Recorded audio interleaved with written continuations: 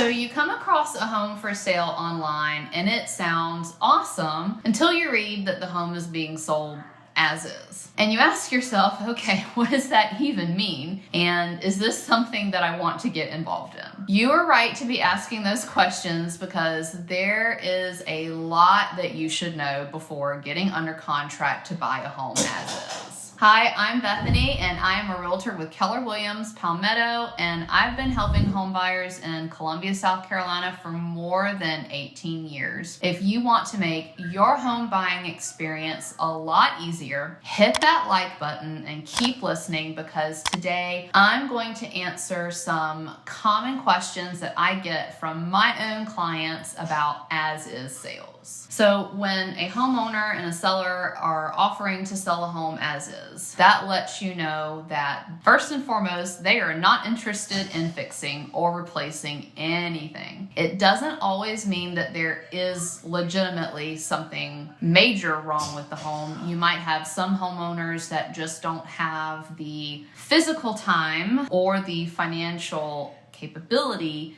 to make repairs or replacement. You see this a lot of times with homeowners that have moved out of town. Sometimes they've moved out of state. They may feel as if just don't have the ability to come back to that home and coordinate appointments with contractors and repairmen and manage that process. It could also be that there are some homeowners that just don't have the financial ability to come up with the money to make those repairs. So they let you know up front that what you see is what you get. This is the price we're asking for this home, and we are not interested in fixing, replacing anything, regardless of how much time we need to spend on it or how much money it's going to require. And a lot of times we know that foreclosure sales and other distress sales like short sales, those are homes that are almost always sold as is. Foreclosures are owned by banks, and banks do not fix or replace things. They are not going to do that. And if you have a seller that is doing a short sale, they are already financially in trouble.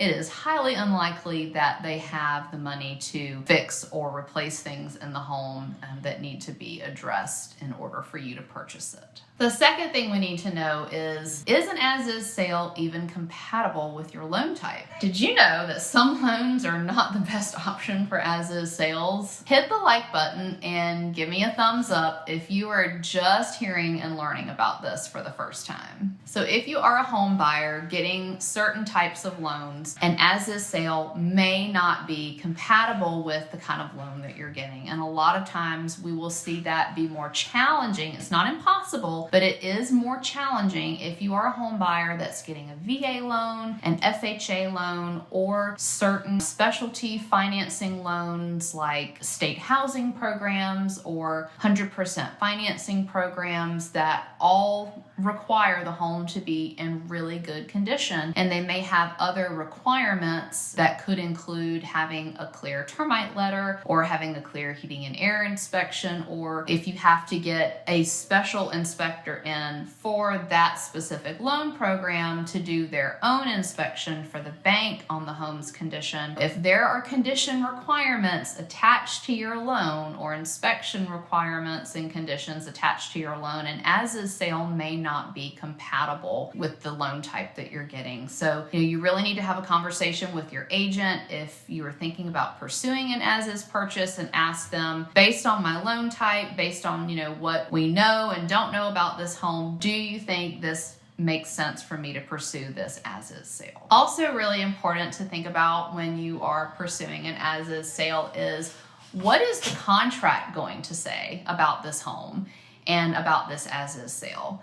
Because we always like to go back to the contract. What does the contract say? Because it's going to be different in every situation. It is a foreclosure or a short sale. There could be special paperwork that you have to sign from the bank that is a contract. And what that foreclosure contract to purchase is going to say is going to be wildly different than what, your standard local board of realtors contract might say if you were entering into an as-is sale with a regular homeowner. So you really want to know, what is the contract going to say about this as-is sale? Do I have the right to inspect? Do I have the right to terminate the contract and not buy the home if I'm not happy with the inspection results? Is there any scenario in which I could possibly lose my earnest money or my option fee if I inspect and choose not to buy it after all based on the results? So it's really important to go back to the contract or to really scrutinize that contract heavily before you sign if you're thinking about buying a home as is. I would also really encourage you to think about the potential hidden and unknown cost of an as-is sale. There are a lot of unknowns, especially if you are entering into an as-is sale that does not give you an opportunity to actually do inspections. There could be so many unknowns with the condition of the home, with what repairs need to be done, what kind of maintenance and upkeep is required. If the home is a foreclosure and it's going to be an as-is sale, you have zero information about how that home was or was not maintained,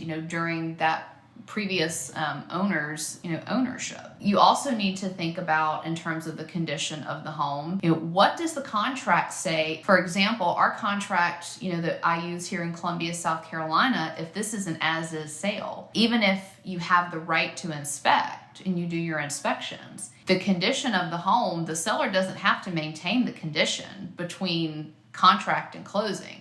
So a day before closing, if the air conditioning doesn't work anymore and it was working 2 weeks ago when you did your inspection, it is not the seller's responsibility to fix that. It then becomes your responsibility. So you are contractually obligated to close on this home and then fix that air conditioner the very next day if you want to have air conditioning. That is the way our contract is worded, under those circumstances. So please understand, what does your contract say about who is financially responsible for things that might happen during your, period of being in escrow under contract. You also want to think about things that often don't, pop into your head. And a lot of times real estate agents might forget to tell you things like the cost of turning utilities on and off. You see this a lot with foreclosures. If the home's been foreclosed, all the utilities could be turned off. They may have winterized the home. And if you want to do your inspections, you're going to have to pay deposits. You're going to have to call the electric and gas company, the water and sewer company, and you're going to have to pay deposits, get those utilities turned on for a couple of weeks so that you can do your inspections. And it might also be, if the home has been winterized, you're also going to have to pay a specific company to come back in, de-winterize that property so that you can inspect. And then when you're done, you might also have to pay for them to come back and winterize it yet again. So make sure you are thinking about the hidden fees that are involved with an as-is sale. Buying a home is already something that feels overwhelming and stressful without throwing in the challenge of an as-is home sale. And while as-is homes can be a little scary, buying a home really does not have to be. Be sure to click the video on your screen now to learn how to overcome your fear of buying your first home.